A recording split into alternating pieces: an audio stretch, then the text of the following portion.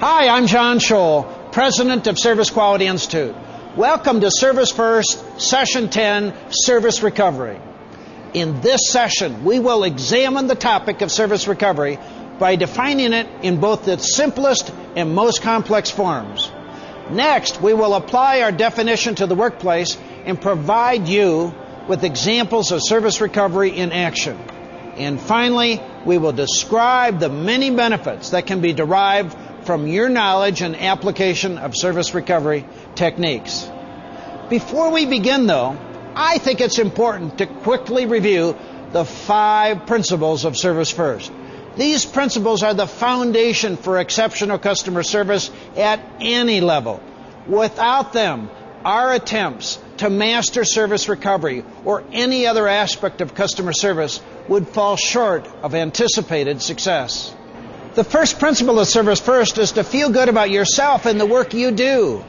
Feeling good about yourself goes a long way toward feeling good about satisfying customers. The second principle of Service First is practicing habits of courtesy every day and with everyone you deal with. Creating a welcome environment for your customers can add years to their lifetime of doing business with you. The third principle of Service First is to use positive communication. A real professional is judged not only by what they say, but how they say it. The fourth principle of Service First is the ability to listen and ask questions to make sure that you understand your customers' needs and expectations. And the fifth principle of Service First is to perform professionally in every aspect of your job. Be prompt and efficient really counts with today's customer, and so does the personal touch. How can the principles of Service First be applied to service recovery? Our topic of this session. Before we can really understand that question, we must first understand what service recovery is.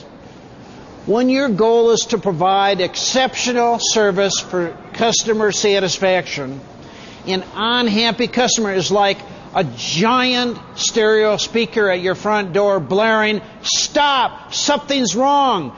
They've got a problem! Don't come in here!" No one wants this type of advertising, but most businesses are not prepared to deal with it either.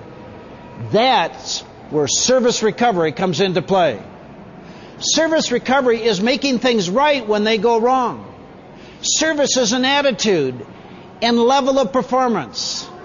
When the customer is not happy, you must take the necessary steps to return them to a delighted state of being. Recovery is the act of doing this, of returning the situation to a normal state and making the customer happy or satisfied again. Service recovery is part of an overall focus on identifying and responding to customer needs and expectations. Service recovery means not accepting that you can't please everybody.